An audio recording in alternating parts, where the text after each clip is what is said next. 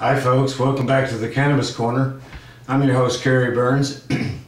Having been a general contractor for over 40 years, I've run across a lot of different types of construction work and seen different jobs from different subcontractors and whatnot. And one of the things that I found to be most important and most helpful during that period when I was doing subcontracting like that was to make sure I got the right man for the right job. Now, I wouldn't put somebody out on a job that only half-assed knew what they were doing, because it'd make me look bad. So I always made sure that we always get the right man for the job. And I think that across the board in society is probably the general rule.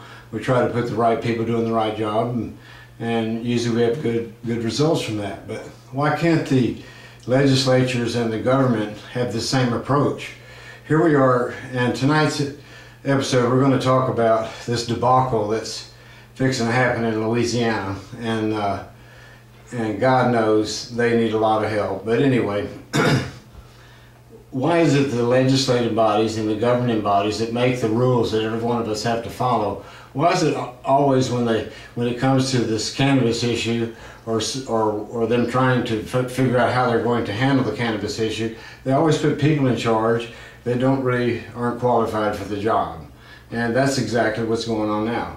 We have a few senators over in Louisiana, like one of them, Senator Morrell. He's out of South Louisiana, but he's proposed a bill. It's Senate Bill 248, and in that bill he wants to reduce the penalties for the current marijuana laws that they have in the state. Now, currently in Louisiana, first offense, if you're caught with any amount up to 60 pounds, it's considered a misdemeanor. You're going to pay a $1,000 fine and possibly do 30 to 60 days in jail. Your second offense, same thing, except if it's your second offense on the record, then you're going to pay a $2,500 fine, and you're going to do 5 years in the state penitentiary. This is a 5-year felony charge for second offense. In other words, if you've got a kid that gets busted with an ounce of pot, and he gets out of that mess because it's a misdemeanor, you may have to do 60 to 90 days in jail and plus pay his fine. But say a year later, he gets busted again with another bag of weed in his pocket. Now he's considered a felon, a second offense felon, and he's going to go to jail for 5 years and pay a $2,500 fine. Now this just doesn't seem right. I mean, here you take a young kid, heck, he's, just because he got busted with a misdemeanor, he's not going to have the mindset, oh God, I can't get caught again, even though that's the way the statute is written up. Anyway, Morrell's bill, basically what he wants to do is not do outright legalization. Up to 1 ounce he's going to have a fairly lenient penalty and all that, and then he wants to reduce the second and third year offenses, which is okay, but we seem to be missing the point here. The idea of the cannabis revolution and everything that I've been passionately involved with for the last 40-something years and trying to get this herb legal is the fact that they're missing the whole point of it all. The whole point of all of this work that everybody's done, and people like myself that make videos like this, is to promote legalization of this herb. We're not trying to reduce penalties of it. We're trying to correct a wrong that's just been supported and filtered through the years by a bunch of lies and untruths. And that's basically what we've been trying to do, is to educate the public to the depth and all the wrongdoing that these lies and stuff have perpetrated. Not to mention the amount of lies that have been ruined. We've overcrowded prison systems that we can't even afford to upkeep or keep going. And so anyway, Louisiana, since Colorado and a few of those other states now making tax revenues off of the legal marijuana market, and since Louisiana's legislatures have a $1.6 billion budget deficit coming up, they thought it'd be time for the state to legalize certain, to some extreme, medical marijuana, and to a limited amount recreational marijuana. Now here's where the problems lie, and there are many, but we'll just go over the main ones. But first of all, they can't decide who's going to grow the weed for them. Now this is where I say that ignorance comes into play in a level that really, I mean, honestly, it's really not that difficult. Why don't you people get a hold of the growers on the West Coast where they have legal marijuana and where they've been growing it for years, and they're sitting on a surplus right now. Why don't y'all let them be the distributors for y'all until y'all figure out who's going to grow it and how you're going to grow it, and who's actually going to be, you know, able to get a license from your Department of Agriculture to be able to grow it. And secondly, why don't we just, you know, this idea of opening up 10 dispensaries. Now, how does that happen? You're going to have a general lottery. The people who think that they might want to open up a dispensary, you're going to put their name in the hat and draw 10 names out. I hardly think that that's the way it's going to happen in Louisiana. I'm sorry. And the fact that there's only going to be 10 dispensaries to basically supply the needs of all the people in that state, that if you make the cannabis herb legal, you know, you're not going to have 10 dispensaries that are going to cover what you need in the ground. You're going to have to cover to get that many people. So that right there is stupid in of itself. And if you're going to make a product legal, such as cannabis, which they've done in Colorado and all, they've shown that it didn't increase the crime. In fact, crime went way down.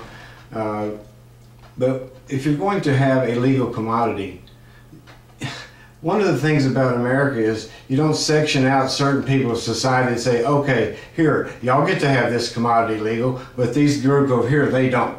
You can't do it like that. When you're going to make a legal commodity, you've got to make it across the board for anybody in the state who wants to open up a business to that effect. Just like you do today, you issue them a business license and a sales tax permit. This would be no different. But you can't exclude the rest of the public just because you want to set up 10 dispensaries. That'll never fly. And also, too, if you think about it, it's monopolized. And once you just do that with the people who supply coffee or the people who supply the vegetables for, you know, the rest of the state of the country. I mean, how far would that go? You know, it wouldn't. And so, if you're going to have a legal commodity, you're going to have to make it available across the board to anybody who wants to go into that business, and give them a legal business license they can apply for and a sales tax permit and carry on their business, no different than the guy selling tomatoes next door or the guy down the street that's selling tickets to the movie theater. It doesn't matter. They all have to have a business license and a sales tax permit. This would be no different. But to just say you're going to come out and open up 10 dispensaries, and who's the select few that's going to be able to get these licenses to basically supply the legal cannabis market in Louisiana, that's absolutely absurd. And it certainly doesn't follow any kind of what I would say fair constitutional avenues for any reason at all. I mean, you're excluding 99% of the people, and I'm sure the 10 that have already been picked out, I'm sure they're relatives or friends or somebody connected into government, because they, you know, stand a chance to make a lot of money, at least initially. But the whole thing, though, is a joke to think that the tax revenue from the sale of cannabis, even at the ridiculous cartel prices that they're selling it for now in the dispensaries and all this does, when you keep an elevated price like this, all you're going to do is boost the illicit market.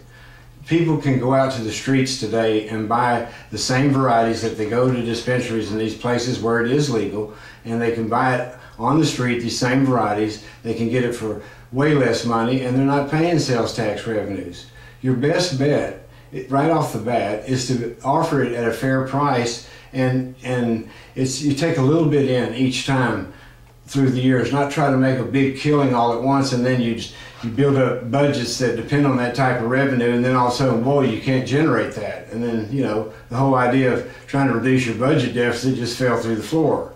But the true, genuine money that's going to be made off of making cannabis legal in this country is not from the sale of the smokable cannabis. This is a very small portion of what could be generated. If we changed our mindset in this country, basically what's going to have to happen, and start growing hemp as an industrial fiber and also as fuel, then you're talking about a $1 trillion industry that's going to generate way more than $70 to $100 million in tax revenue. In fact, it will be up in the range of $100 billion. And this is the type of revenues that, you know, that a state could actually make real budget calls on for the next year and not go overboard on. Even though $100 billion would be exaggerated, but this would be what it would entail if you went into the, you know, allowed the hemp industry to come to fruition. So, you know, y'all can put all of these people in charge over there making all these silly rules and how you're going to reduce this, reduce that, but in effect you're not doing anything. And you're just going to stall what needs to happen right away. And that's just outright legalization. Open it up to the commodity free enterprise system out there, and trust me, the sales tax revenues and the amount of money that can be generated will jump into your lap. And I thank you for joining the Cannabis Corner.